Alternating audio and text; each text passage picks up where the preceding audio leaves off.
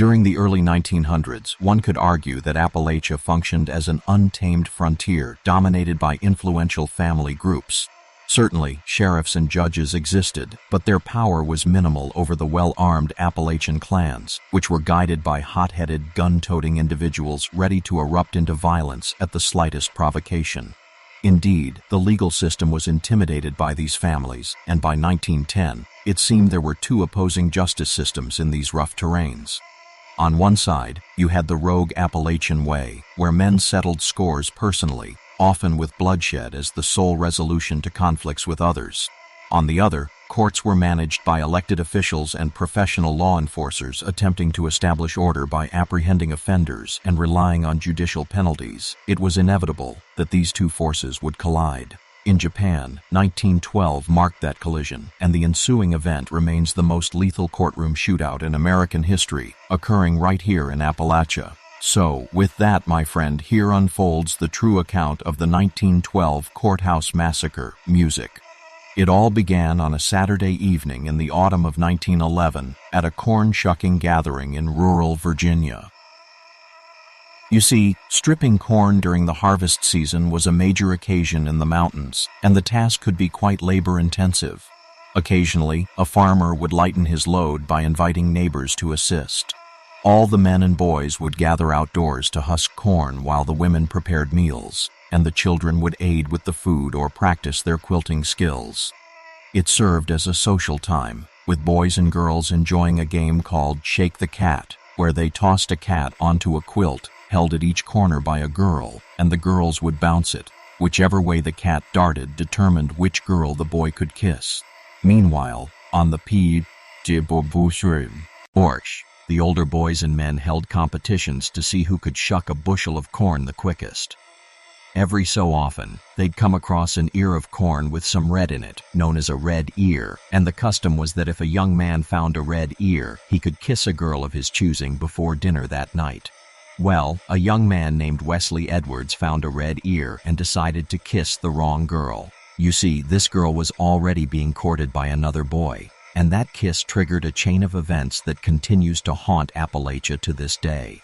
Now, Wesley Edwards belonged to one of the most dominant clans in Appalachia's history, the Allen clan, which had governed these secluded mountains since the Civil War concluded in the 1860s. They were led by Confederate Civil War veteran Jerry Allen, who, as reported by newspapers of the time, was notorious for beating men to death with his bare hands. People dreaded him, and he had risen to a position of prominence. That's correct. The Allen clan was affluent, with most living in splendid homes, possessing vast tracts of land, and operating thriving general stores. They had also ventured into politics, proudly identifying as unreconstructed Southern Democrats in an otherwise mostly Republican county.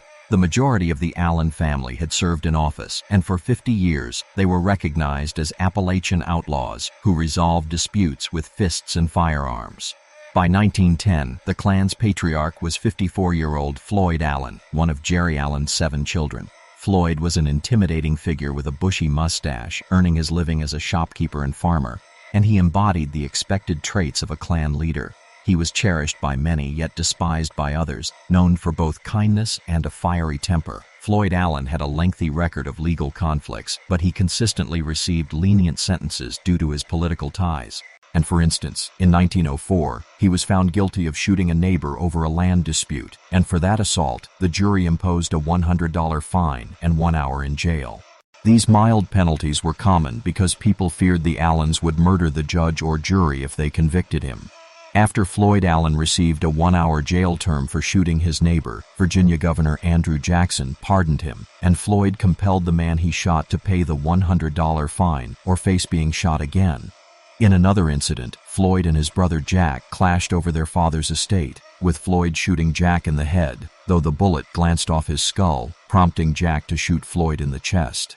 Floyd collapsed onto a mattress, bleeding profusely, but when Jack, feeling remorse, lowered his weapon, Floyd swiftly retrieved a pistol from under the mattress and fired all his bullets into his brother's chest, and when out of ammo, he rose and beat him with the pistol. Floyd nearly succumbed to a chest wound, but eventually recovered. Most folks said that Floyd was simply too stubborn to die. In his violent lifetime, he had been shot 13 times in fights. Now, when Floyd shot his brother, he was again sentenced to a $100 fine and 1 hour in jail, but he flatly refused to serve.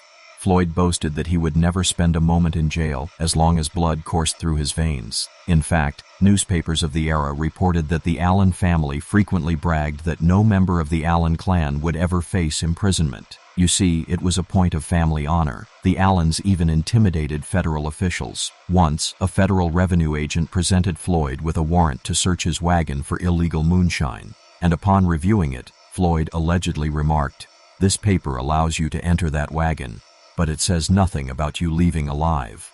Fearing for his safety, the federal agent took the warning and departed. Despite his history of lawlessness, Floyd Allen was frequently appointed as a deputy by local authorities, and even in that role, there were numerous complaints against him for nearly killing prisoners who attempted to escape while under his watch. In short, Floyd Allen was among the cruelest and most violent men in a family of violent outlaws. They were untouchable, and everyone feared them, and the boy who kissed that girl at the corn shucking was Wesley Edwards, the nephew of Floyd Allen. When I die, hallelujah, wait. The very next day after the corn shucking, they attended church services, and Wesley Edwards encountered the boyfriend of the girl he had kissed the night before. Now, that boy was enraged and confronted Wesley, but as soon as the church service ended, Wesley and his brother drew their pistols and took turns beating him nearly to death. Both were charged with felony assault and disrupting the worship service.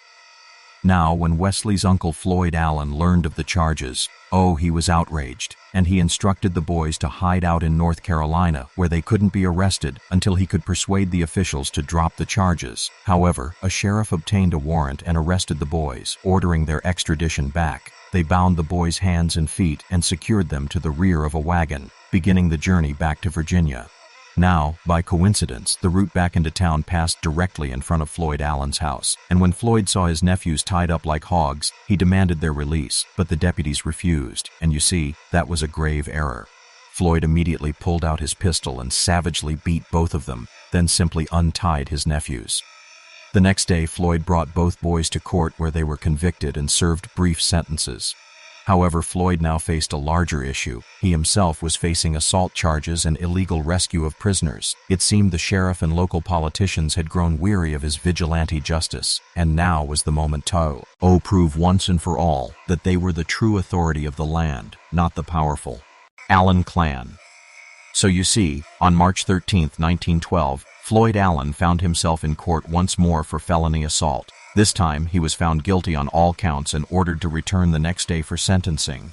Word spread rapidly throughout the town, and everyone knew trouble was brewing the following day. Heck, that evening, someone delivered a handwritten note to the judge that warned, if Floyd is sent to jail, they will kill the judge before sunset.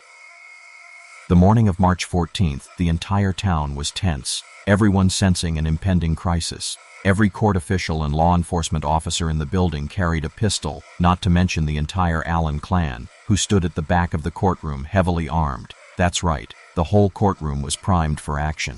Now, what occurred next remains heavily debated to this day, but one thing is certain. It would mark the deadliest day in the history of the United States justice system. Floyd was seated in a defendant's chair in the center of the courtroom when the lead juror announced this verdict. We, the jury, find the defendant Floyd Allen guilty on all charges and recommend a $1,000 fine and 1 year in prison. A silence fell over the courtroom. Floyd slowly rose to his feet, gazed at the judge, and declared, "Well, gentlemen, I ain't going." No one knows who fired the initial shot, but chaos erupted as bullets flew from every direction. In the next 90 seconds, gunfire thundered like a storm. Music, thank you. Floyd was among the first to be shot and collapsed onto his lawyer, who cried out, "They're gonna kill me shooting at you." Meanwhile, witnesses reported that the Allen clan stood at the rear of the courtroom, firing pistols like Custer's cavalrymen at the Battle of Little Bighorn. They shot the jury foreman dead. The sheriff was hit 5 times and killed. The prosecuting attorney was slain. A 19-year-old onlooker was shot and killed, and the judge was gunned down in his seat. Panic ensued as people fled for their lives. Floyd, already wounded, drew a hidden pistol and joined the fray. 7 more individuals were shot. as the violence spilled from the courtroom onto the courthouse lawn. The Allens took shelter behind a Confederate statue, reloaded, and kept up the relentless assault.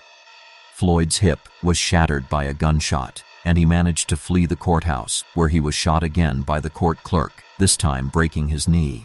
Though immobilized, Floyd continued to fire back, and the court clerk was struck. All told, 5 people were dead and 7 more injured. Floyd, too gravely wounded to flee, hid in a hotel while the rest of the Allen clan escaped on horseback. As they began removing the dead bodies from the courtroom, witnesses discovered a handwritten note still in the judge's pocket that read, "If you sentence Floyd Allen to jail, you'll be dead before sundown." Now folks, that wasn't a threat. That was a promise fulfilled.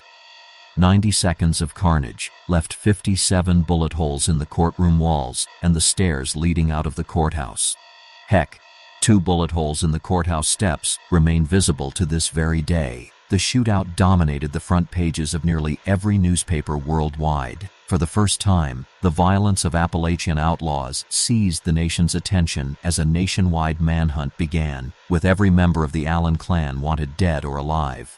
Now, the next morning, law enforcement apprehended Floyd at a nearby hotel since he was so severely injured. When the officers burst into his room, Floyd, out of bullets, grabbed a knife and attempted to slit his own throat before being arrested. But capturing the rest of the Allen clan proved far more challenging. Several Allens concealed themselves in the mountains while others headed west. It would take months to track them all down. The last 2 Allens were finally captured 10 months later in Iowa.